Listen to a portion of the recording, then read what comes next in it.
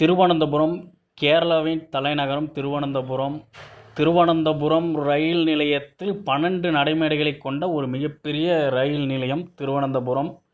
கேரளாவின் தலைநகரம் திருவனந்தபுரம் என்று சிறப்பை பெற்றது. திருவனந்தபுரத்தில் சிறப்பம்சங்கள் என்னவென்றால் அழகிய கடற்கரைகள், அழகிய மால்கள் என பல சிறப்பம்சங்களை கொண்டது திருவனந்தபுரம்.